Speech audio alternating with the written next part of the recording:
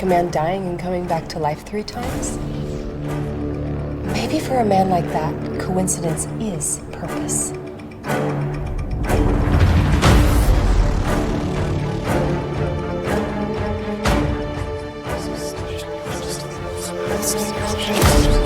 Look for Kenneth Solar, and you'll find me.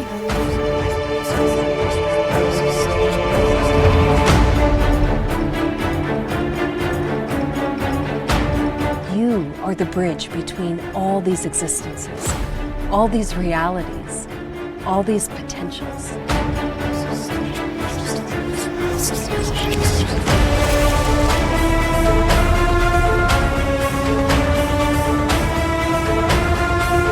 I'm not good at being real. But none of us are, but we try.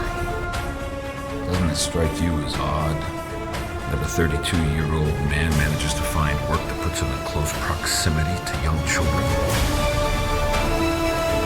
I have 2 deaths in 1 day. You're tied to both of them. A man with a very thin history.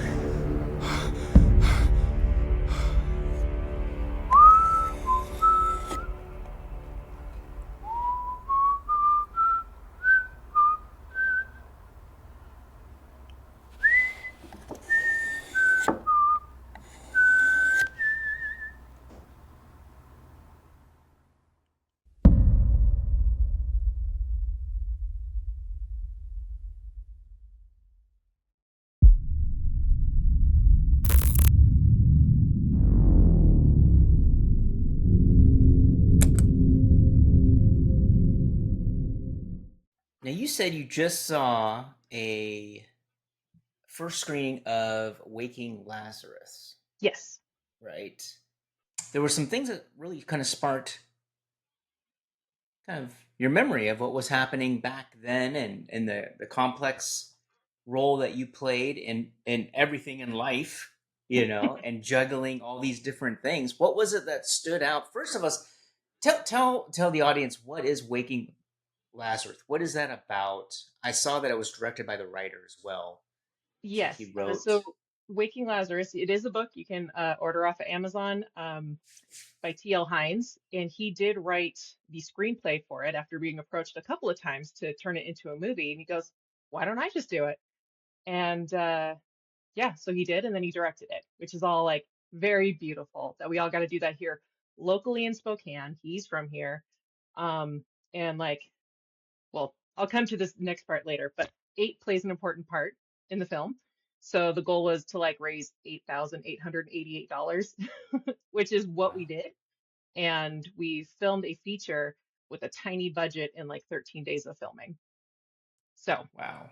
13 that being days. said, It's a feature in 13 days. Was it T.L. Hines' first time directing a film?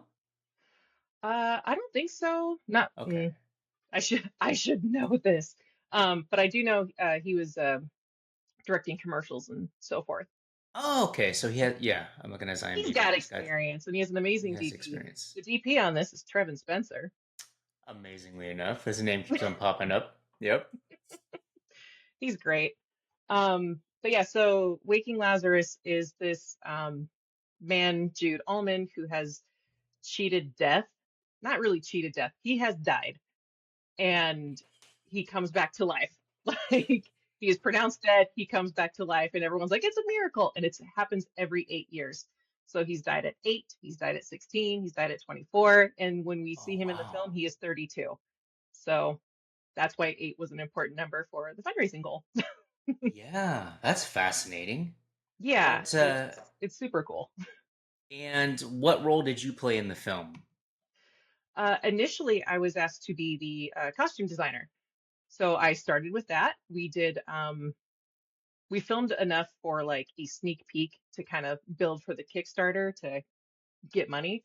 And then after that, he goes, hey, I have this role. Could you play Nicole? And I'm like, yeah, sure, I can do that. Oh, And an at that acting point, they role. also an acting role. What? And then they also needed a little girl in this film, and she was supposed to be 8. My daughter was 7. But I was all like, hey, my daughter would love to audition for this. And he goes, she's got it. It's fine. Nice. Well, that's So, that's the best yeah. part. That's the best part for a mom to just kind of open the door for you. Yeah. Well, and it's funny. She was already a part of Man before I was. So she Oh, she was already signed talent at age 4.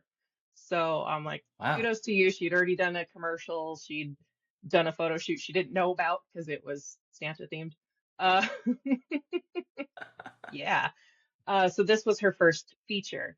And the fun thing about watching it this last weekend, it was a private screening for just the cast and crew and the backers who donated their money and some of them their time.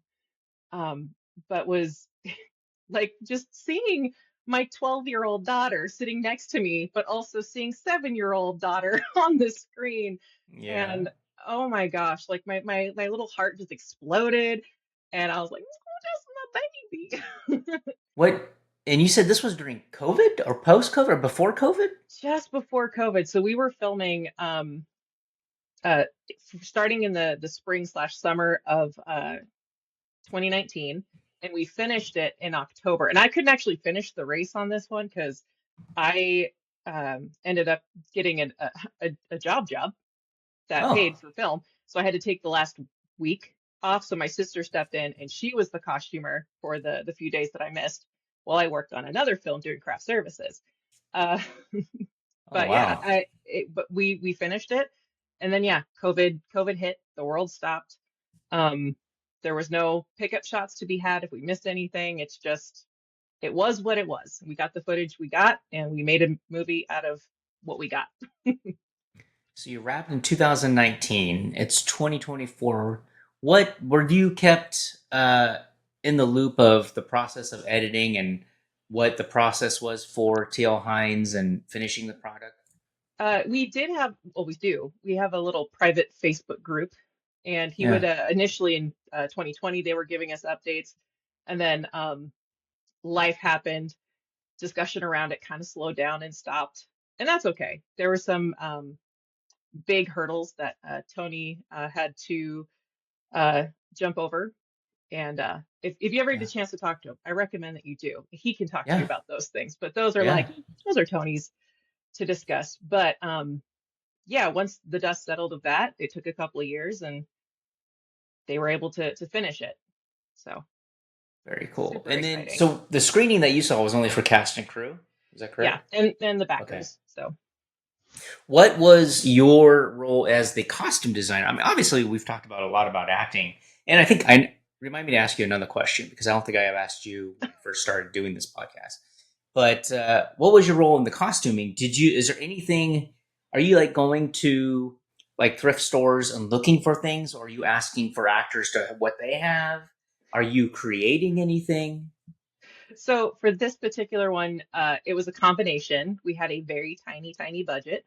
And Tony said, whatever we need to supplement, go ahead and get, and I'll reimburse you. So that's mostly how it went. Typically thrift stores. Um, but whatever they could bring was also really helpful too, because there's some things that I'm like, there's no way I'm going to be able to get this. Um, but I mean, what better arsenal of clothing do you have than the actor's own closet?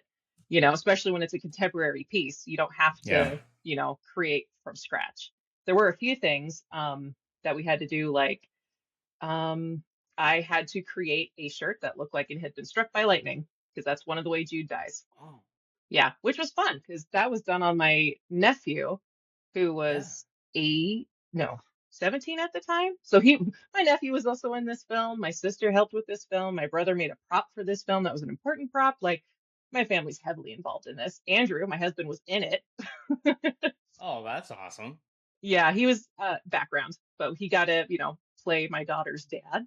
So I'm like typecasting. That's easy. Yeah. How far in advance, like, the writer's writing the script, the director, writer, producer, he's writing the script and he's imagining the characters and he's going through. At what point does the costume designer go into the pre-production process? I would say it's like as soon as the script is finalized, but even then, like scripts are changing as we go. Sometimes like on the day, like, hey, can we tweak a little dialogue? We're going to change some setting, or we're going to cut this completely. Hey, let's add a scene. That's not fun when you're in art department because you're like, wait, whoa, what? Um, but it is early on in the process. I think we'd had a few people cast. So that I mean, a designer can talk about all of these fun things that they can do, but until they have a body that they know that they're going to dress, they can't do any really shopping or any of that kind of stuff, you know. But also, in my mind, sometimes seeing the person kind of helps decide how I'm going to dress them, if that makes sense. Yeah.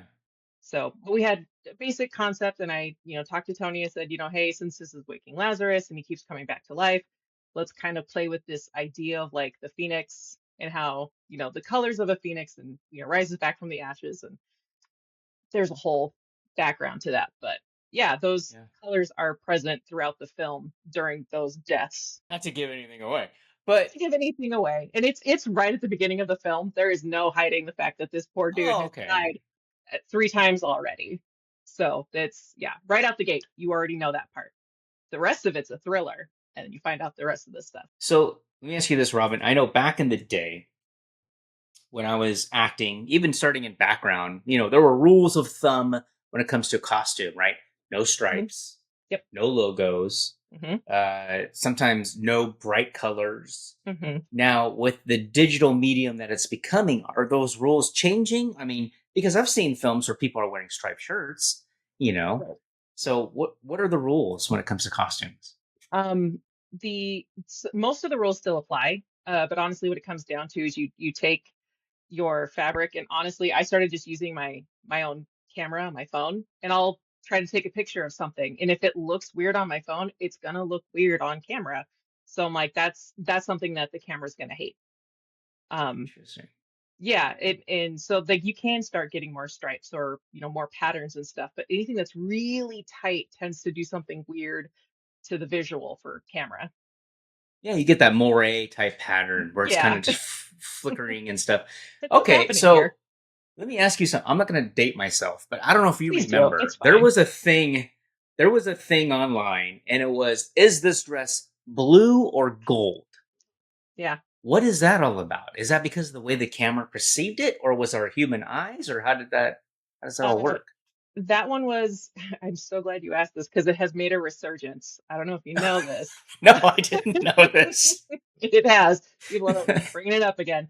But no, the dress was in fact black and blue. But it's the lighting and Yeah.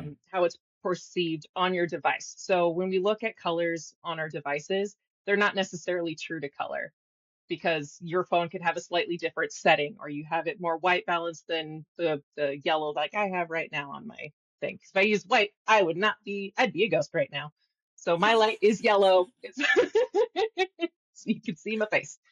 So it was a little bit of lighting, and then how your screen perceives it. So some people could still see it as black and blue, or some people saw it as white and gold.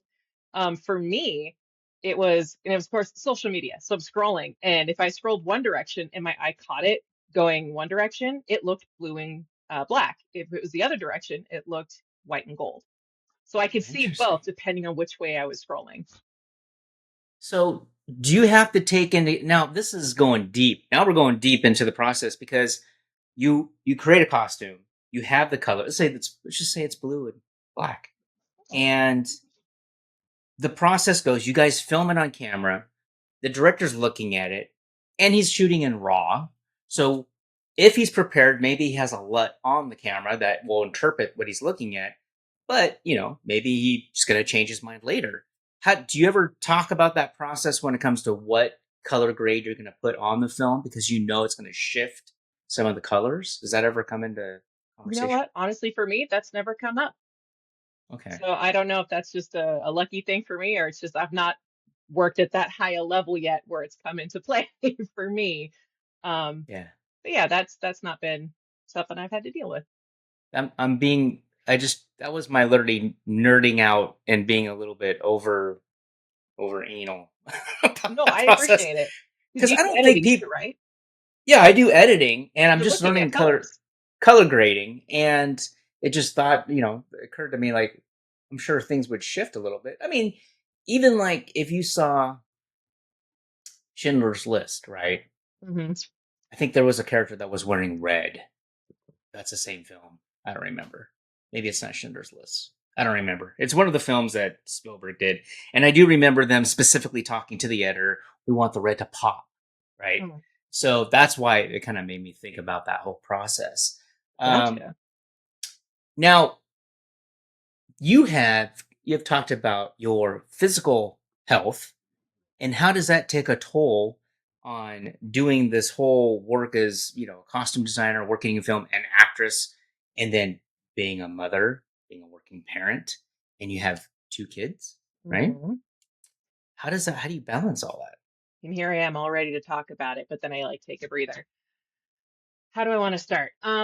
So yes, I have multiple sclerosis. It is called MS for short. And it is an autoimmune disease where my white blood cells attack, or my immune system attacks the myelin sheath that covers your central nervous system. So let's see if I can grab a cord and not knock anything down.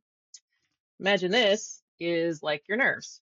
And if you were to peel off this like casing here, you would expose the wires.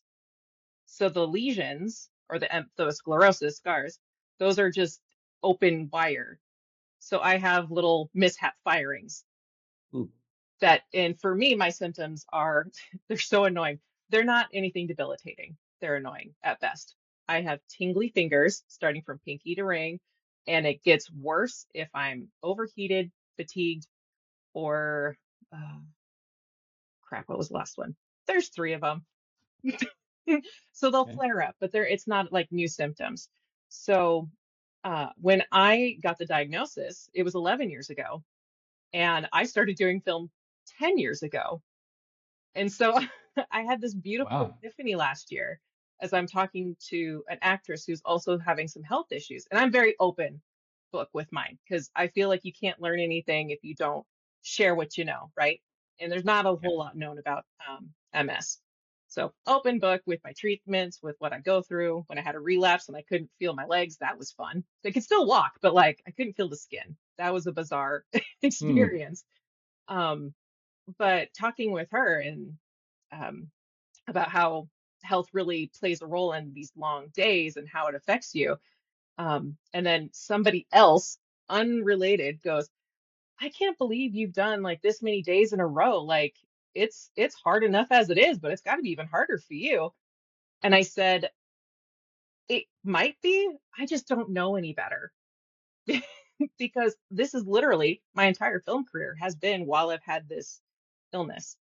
And I was able to kind of like share that with my actress friend who is, struggling, and she's like, that is really profound, and kind of gave her hope for like this this doesn't have to be like a stopping point in your career. You can continue through it. But yeah, fatigue does hit me. That is one of my symptoms. Um, but it's never affected me on set. I've had heat exhaustion once on set. But it wasn't because of my MS. It was a really hot day and we were filming in a scrapyard. So we were surrounded by metal. And I was not, Was that Z Nation? yeah, it was Z Nation season 4. But I was not the first to drop from the heat, and I was not the last. Yeah. And so it that kind of gave me like a little boost of like, oh yeah, no, this is my illness is separate from what I can do. But it's also now part of what I can do. Now it's like I just want to make as many films as possible before I can't use my hands anymore, you know? Like Yeah. doing Bloomsday, Yeah. I've done 15 question mark of them. And again, 11 of them has been with MS, and I am gonna just keep doing it till I can't walk anymore. I think that's an important message for people who are thinking about getting into the industry and have some self doubt, of their health issues or uh, any kind of physical attributes. Like for me, it was always skin, right? I have eczema, and I Mhm. was always concerned that my skin was going to be the issue, and I always had dry, flaky skin. And tip we found out was gluten, so everyone knows, and that actually helped. Cutting out gluten helped me. But yeah, I mean, it's like being yourself and hugging yourself and being present, knowing that yes, we all have issues. We all have maybe somebody else stutters, and maybe they have,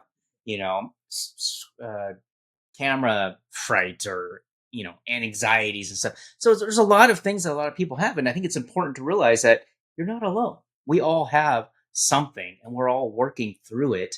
And I think the key thing is we're not allowing it to stop us.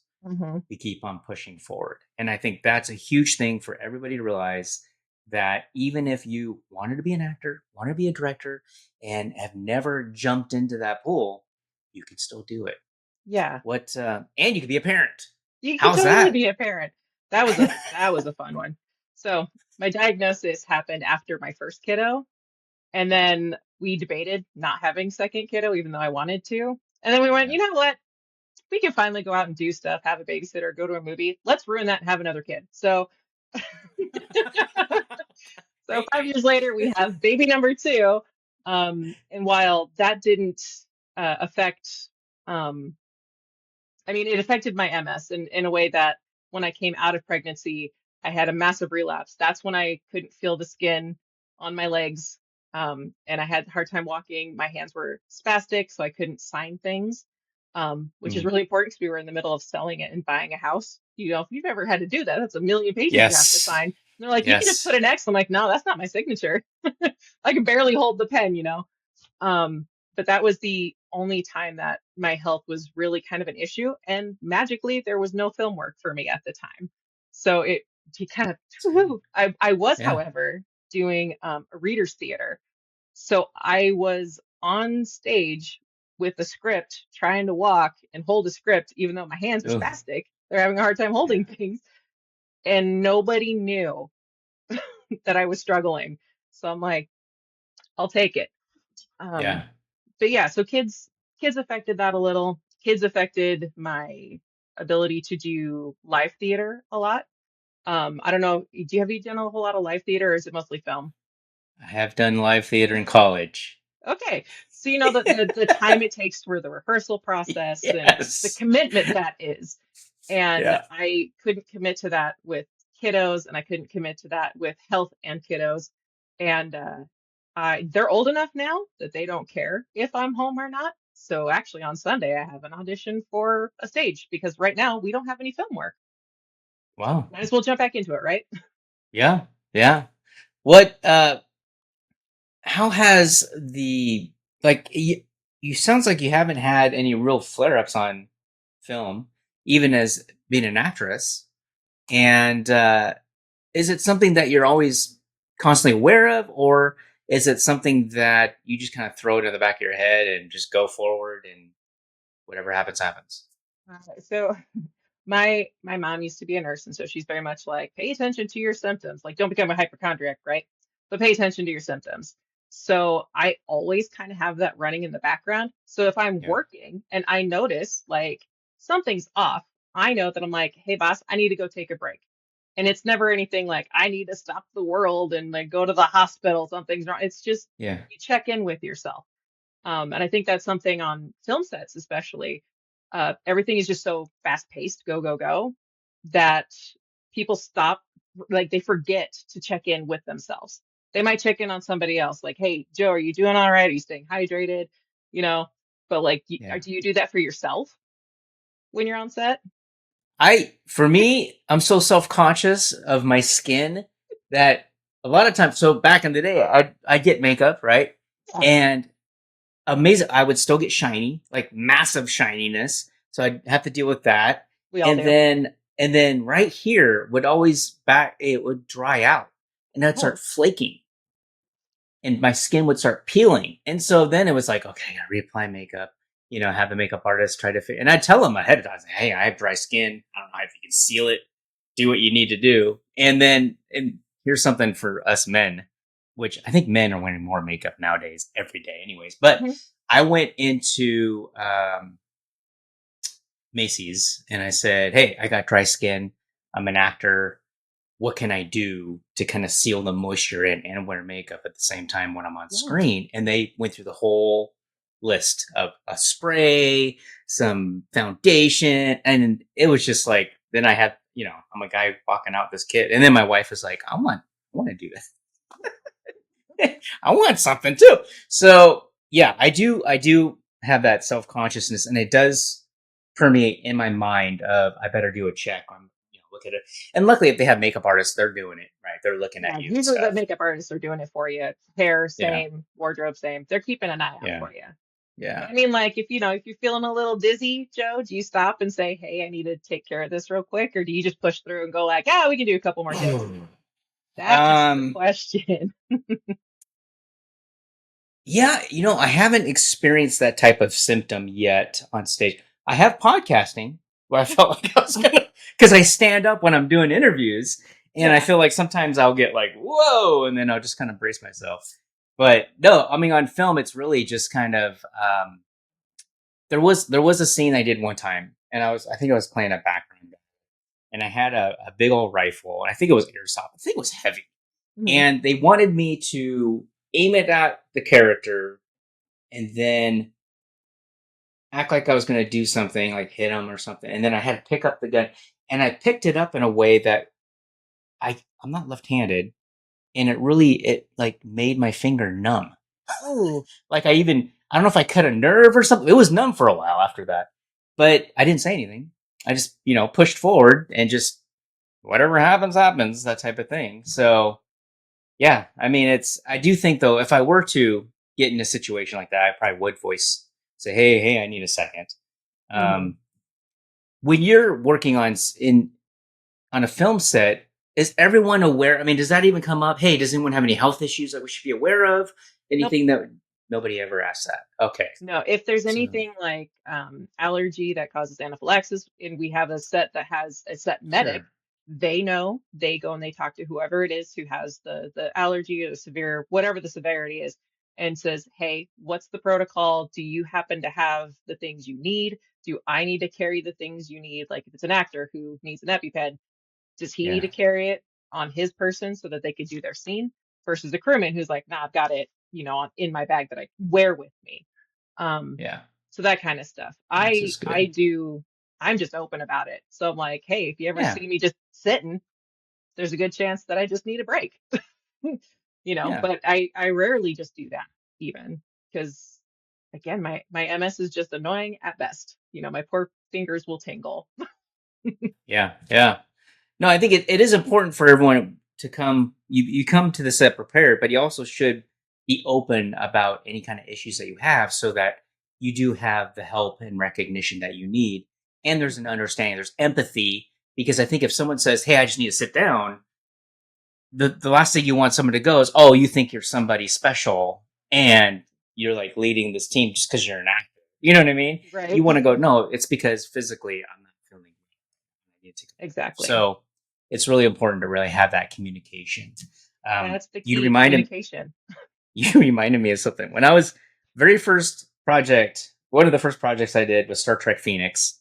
We were doing rehearsal. We were in the woods, and I was wearing these black boots, and we were running from, I don't know, some alien guy, and I was I was wrapping around this tree. So I was grab the tree and I'd wrap around it just to kind of slow me down for the scene. And, sometimes the tree roots are coming out of the ground, Right. and I stepped on a tree root, and instead of gripping it, my foot slipped and my head went face down into the ground, Oh like no. so fast. And I got up, and everyone, they saw the accident, and I got up, and I had a piece of wood stuck in my lip. And it was Ouch. probably right here, stuck in my lip. And Ben Andrews, the guy who was playing the captain of the ship, was like, "Are you okay?" And I was like, "Oh yeah, I'm good." And he goes, "I don't know how to tell you this, but you have a piece of wood stuck in your lip." And I was like, "Oh." And he goes, "Do you want me to pull it out?" And I was like, "Well, yeah, sure." Once he pulled it out, blood just started gushing out of my lip. And then, Good one. at that point, you're pretty much done rehearsing, and you got to go figure it out. And we had a Right. medic on set, and they gave me some ice and all that, and it stopped bleeding. And then I went home, and my roommate, Leo Roberts at the time, he was looking at it, he goes, "Maybe you should go to the hospital." I said, "No, it's not bleeding. It'll be fine." And then I showed another buddy of mine, and he's like, "No, you should probably go to the hospital." And I went to the hospital, and they gave me stitches. And then the question was, can I get these stitches out before we start filming? Oh no. Because I needed, and luckily enough, I did. It was 2 weeks and we Oh, filmed it. good. So, Yeah, but yeah, accidents happen, and it's they important do. to have, and make sure your film set has somebody who has a medical awareness of what to do in emergencies, and you yourself. I mean, it's we should all have some sense of common sense to help those who get hurt. Exactly. So you have a 12-year-old. I do. How is working with your 12-year-old? Oh man. Uh, I was working with my 12-year-old when she was 7 versus now that she's almost 13. Not saying she's problematic, but she's getting more like, I have opinions, Mom. And I'm like, I know you have opinions. Wait, when did that start? Because my 4-year-old's already started. Oh, yo, she went through the three-nager stage, right? That's what Yeah, happened? yeah, Okay. It'll happen again probably around 10 that she'll, you know, just like not everything's yeah. sunshine and roses. They're like, no, we're gonna be sassy and talk back. And it's like, I love it. I enjoy it. I'm like, yes, be a fighter. But then when they throw it back at me, I'm like, dang it, why did I teach him that? Anyway, no, the first time I really got to work with Cadence was on Waking Lazarus, and I was her costumer.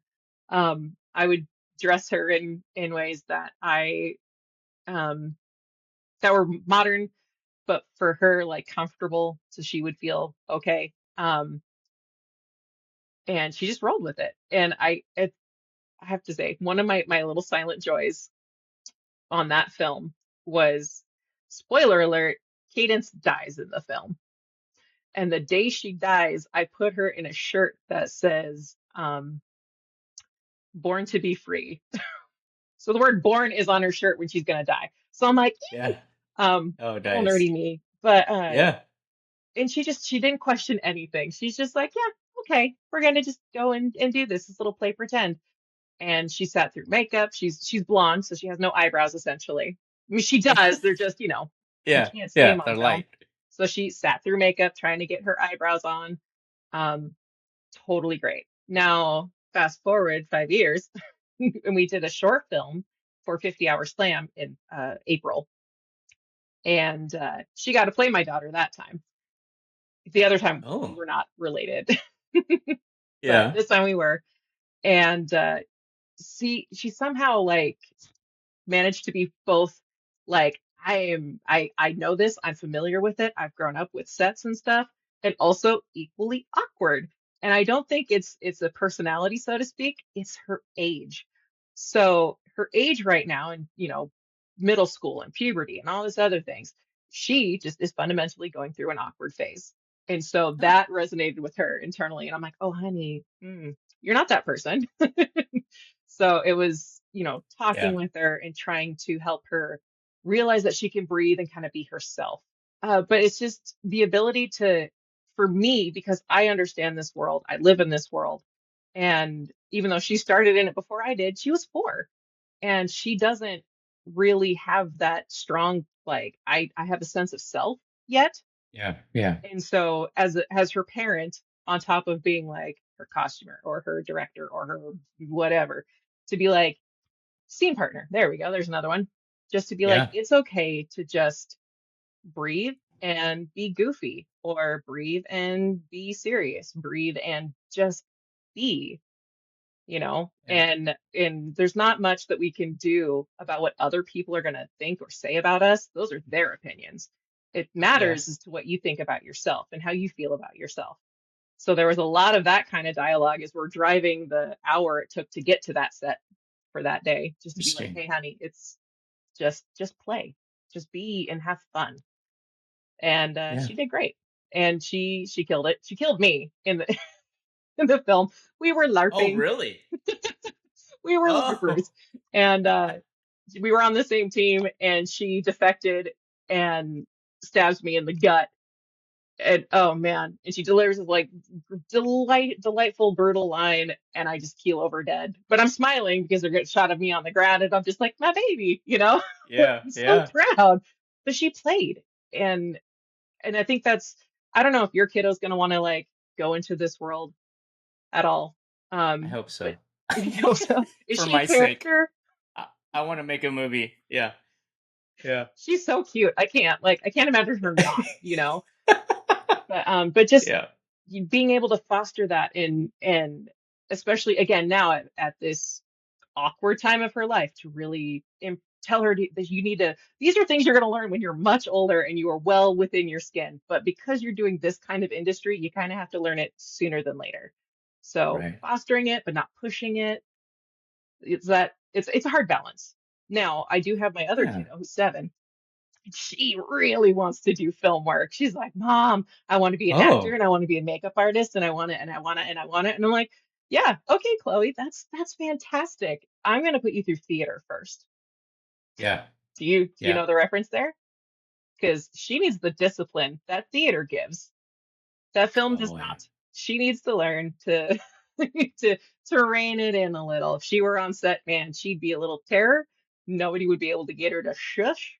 She would not stay focused. I'm all like, sweetheart, I love that you have this kind of energy, but you need to go through this other way. And that's the way that I went. I Yeah. am I talk bad about my 7-year-old, but she is me. It's because I recognize it, you know. Yeah. That's how I was. And I needed theater to rein myself in. Oh, interesting. And yeah, like I am a really loud person. And it's not just because I have mom voice or teacher voice or Which is whatever, great for theater. right? When you I have to mean, like speak to the people in the back row, you yeah. know, Yeah. but not great for film. So it's like learning the nuances and like not diminishing yourself, but bringing it in. And Chloe doesn't know how to do this yet. She is still talking to the back row, you know? Yeah. Yeah. That's great though. I mean, I think it's so Evelyn is in dance. That's the closest thing that we have to theater. She's doing jujitsu, she's doing dance, Which are both and great she skills. does, yeah, we want her to fight. Yesterday we were practicing on how to yell at people who we don't know. Oh, nice. If they come and try to take her or have her help them find a puppy or, some Stranger crazy stranger danger. stuff. Yeah. And she at first was a little bit intimidated to really launch her voice. Hmm. And so I yelled at her and she loved it and she realized, oh, I can. So then she started doing, and then she was hooked. Can we do it Ah. again? Can you pretend you're a stranger again? And just yelling at me. And we even got her to the point where, some people, I mean, I don't know if you've ever had this happen, but we've had strangers come up and want to touch our child. Like, Oh, yeah. oh, No, yeah. and as soon as I did that, she slapped my hand. I Good thought for that was her. so great. I'm like, yep, that's what you need to do. So I do want her to, basically do what she wants. But I'm like, if you ever want to act for daddy, I can make a really good horror movie. Yeah. I'll make a horror movie. You'll be too young to watch it, but it'll be good. So, because kids could be creepy. Yeah. I gotta say, uh, bringing it back to Waking Lazarus, Cadence wouldn't have been able to watch it 5 years ago if we had done it right Right. then and there. And we Yeah. needed that time so she could watch it and go like, oh, this is why you didn't want me to watch it. Like, yes, this is why I didn't want you to watch it at the time. Now you can tell your Yeah. friends, it's fine. If they want to watch it, they can't yet. It's going to go through festivals, and have its actual Nice. premiere. Yeah. But yeah, it's just one of those like you make it when they're young and they're like, how come I don't get to see what I made? Kids want the Yep. instant, That's why I'm like, Yeah. photos, lots of photos, so they Yeah. can go, oh, here's my memories. Are So. you are the kids allowed to come visit you on set just to kind of see what it looks like in the background, or what are the rules on that? So it depends on the project. Um, that's so funny. I was just talking about this last night with Cadence of all people. Uh, if you talk to usually the UPM on a project, and you could say, "Hey, can I have my family come out to observe or to join us for lunch?" Then they'll let us know if that's a possibility. If they just show up at lunch and they're not joining us, like eating the food, that's usually okay. But Yeah. nothing's usually ever so hush hush that they can't come to base camp. So it was season 5 of Z Nation. We were base camped underneath the freeway in Spokane, across from Lewis and Clark High School. And our lunchtime, because it's 6 hours in is when we have to have lunch. So our lunch was actually at 5 p.m. And I was like, well, hey, is it okay if my family joins us for dinner? And they're like, absolutely. So again, Chloe was actually, oh gosh, a year and a half, and Cadence was five, no, 6.5. So Yeah. just little babies, but they had no idea what was going on. But there's like zombies everywhere Yeah. because we had zombie background. And that was also a day where we had presidents as well, like John Adams and Washington, and like president. Like it Oh made no yeah. sense. Andrew's just looking around, going like, I don't get what's going on. I watched the show, no clue. Um, Yeah. It's some like, what's insight. happening here? Yeah, but no, they were able to just come and meet the cast and crew who wanted to talk to them, or just enjoy the food. And yeah, so that there was that time during COVID that slowed down because they didn't Sure. want extra people on set who could potentially cause the whole show to shut down. Because if someone had, like, especially our lead actor, if they had COVID, that's we have to stop, or Right. film things that they're not in. But if they're in every scene, that's almost impossible. um but then Cadence again, for season 2 of Going Home, we were filming in the spring, and so she had spring break, and I said, hey Cadence, are you interested in coming and hanging out with me for the day? And she goes, yeah, is it okay? And so I asked, and they okayed it. She had actually auditioned for season 1 of the show, and they decided to age the character up. Mm. So that ended up not being a thing for her. But Yeah. the director got to actually meet her in person after seeing her audition tape. And but yeah, she again, kind of awkward because she's 11. Yeah. Yeah. But she got to go and just sit in Video Village and watch the actors and the crew do their thing. And some of the actors would come up and talk to her and be like, hey, what's this experience like for you? Do you have any questions? It was just very open. Yeah. So, Very kind. yeah, but that's really, I think, going to depend on the project and who your producers are. Yeah. So We're I've always lucked out with really friendly people. UPM, for people that don't know what that, it's a unit production manager. So that's, if you're like me, acronyms. But did your kids, did they get scared seeing the zombies, or did they knew it was makeup, they knew it was people behind masks? Okay, so let me ask you this, because we're kind of doing this with Evelyn, my daughter, who's 4. We started watching what is it, Lord of the Rings, the Rings of Power. Yeah, And new series. I try to preface her, and we watch the making of first, so she can see the makeup and she can see it. But she still gets a little bit skittish. Has that helped with your kids knowing how movies are made, how TV shows are made, to be able to see the behind the scenes, or do they still get a little bit fearful of certain scenes, even though they know it's well, maybe they don't know. I don't know. So I think it helps to an extent, and I think it helps more efficiently after they've had the emotional or whatever feeling from having watched the show. Now, if they're watching the show or the movie and they already know what's coming, or they know what the behind the scenes looks like, and they're still having a scared or sad feeling towards it, that's some good storytelling right there. That the kids Yeah. know what to expect, and still they're like, it hit me, you know. But then to be like, just remember, It scared me. it still scared me. What do you mean? Yeah. You know, like, I know Yeah. it's fake, but oh my God.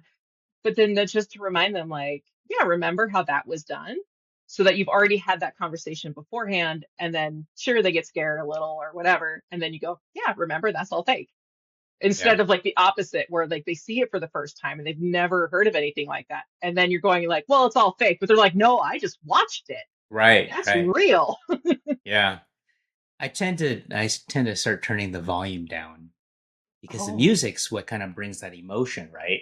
Yeah. That's scary. And so I think I started with Eva, I started saying, like, is it scary music or is it good music? Is a good guy coming or is the bad guy coming? We've talked about that, so she could figure that out. And then I would say, and she, when you're writing a script, there's parts in the script where you're like, all is lost, right? That's one of the themes where everyone's conquered. And so we'd watch a movie and she goes, Dad, all is lost. So she knows, the beat. She's starting to know the beats of the film and understanding that this is how you write a film. This is how the ups and downs, and if a character loses, and are they going to get back up, and that type of thing. Brilliant. So it's just trying to help her understand and just say, hey, you can enjoy it. You don't have to worry about the scary stuff.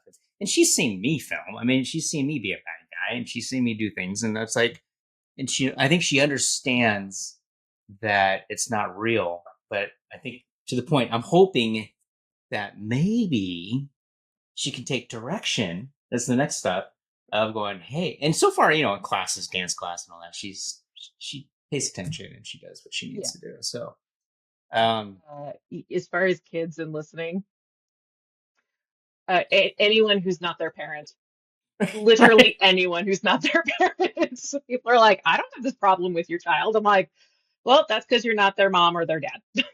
that is hilarious. So, when can we see Waking Lazarus? When does that come out? After the festival run? It's probably your festival run. I'm assuming? That I don't know, but man, as soon as I find out, I will let you know, because I would love for it to have some sort of, beyond festivals. Like, I don't know if it's going Yeah. to stream somewhere, or just you can buy it on DVD. Like, I don't know Right. what the end result's going to be, but right now I'm just really excited for this project, and it had such great feedback too. I went into it going like, I've read the script a million times, because I had to, as the costume designer, and then as an actor, and then and then read it a lot, right? So I went into it knowing all of the things that were supposed to be surprises and stuff, and I'm like, yeah, it's a good movie. And then my husband, who had heard parts but not all of it, because I'm really good at not spoiling those things for him, he Yeah. goes, oh yeah, I didn't think it was that person, but like, I didn't know it was going to be that person. Like, that actually surprised me. Like, and Oh, so good. for what we did, for the budget we had, it's a great movie, Yeah. you know? That's awesome. So it was so cool to see it 5 years later. And I don't know if you do this, actor to actor, Joe. Do you ever watch your past performances and just Oh, kind of yeah. cringe? Yeah. Yeah. Yeah. 100%. But like, do you ever give it some breathing room and then watch it and go, huh, that wasn't so Yeah. bad?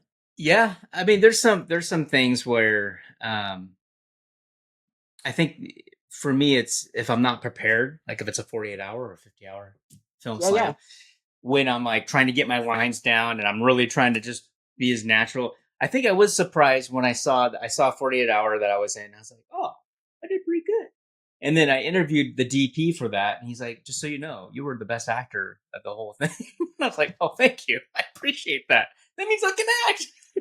That's amazing, because like actors, we need Yeah. that. We Yeah. can't. We run on props, guys. Come on, hug us, or Yeah, applaud us. We need exactly. it. But no, I think truly the inner critic in me would have been like, Oh, yeah. cringe, I hate this. But I watched it and I was all like, oh shit, this Yeah. this actually was like, I'm not mad at myself for what I did on screen. And Good. Robin 5 years ago would have been like, ew, stop, I don't want to see it again.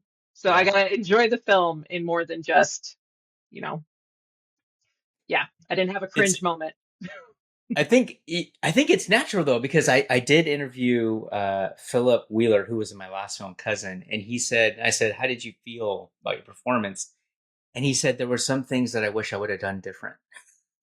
I was like, but you won an award. I mean, you won 4 awards that said Best Actor. I mean, it's like, yeah, it's like it's the inner voice. It's that It critique, is. that We could constant, have done like, better. We could have done a different delivery. Like, there's literally yeah. anything else that could have happened. But you make the movie that you filmed. So What? you get what you get. So you read the script because you were a costume designer. Mhm. At what point did you become cast? Just after we had filmed all the sneak peek stuff, because that character wasn't in the sneak peek. She Okay. was unnecessary until Yeah. later. Yeah. Same with there's only well, I can't say there was only one child. We had um the son, who was also a 7-year-old. They My daughter and him were 2 days apart in age, and he played a 5-year-old and she played an 8-year-old. Oh, wow. So I'm like, this is fun. Yeah. Yeah, we had her and we had sorry, him, and then we had two other young boys playing an 8-year-old Jude. They just didn't know which like set of kids that they wanted for the Mm. final cut. Um, and yeah, and then we had the 16-year-olds that were actually both like 17 at the time. Maybe one was 15, but younger people still. But the Yeah. littlest of the littles, that holy crap, that blew my mind. Like my daughter's there, the boy who Titus who played Ron's son, and the Grant who played 8-year-old Jude were all there, and it's all 5 years later, and they're all like tall and teenagery, Yeah. and like I'm like, what happened to these children? Literally, the last time I saw them all, except for my own, they were just these little babies. Yeah. I That's forgot what the awesome. question was, and I just ran with it. But No, I forgot the question. What was it locally cast? Was everyone from the Spokane area? Okay. everyone was Well, that from makes it easy. Spokane. The crew was from Spokane. I mean, I guess technically Trevin wasn't because he was he was living in Idaho at the time. Huh. So yeah, and we Okay. filmed in Idaho quite a bit at his property in the woods in the Nice. cold. Oh my God, like Oh, that. not nice. But yeah, I mean, there was a time where I'm trying to keep an actor warm, Yeah. and he's got blood down his front, Yeah. and I don't want blood on my clothes. He doesn't want it on his jacket and stuff. So I'm hugging him from behind, and I'm using like I had this red and black scarf, kind of like big thick thing.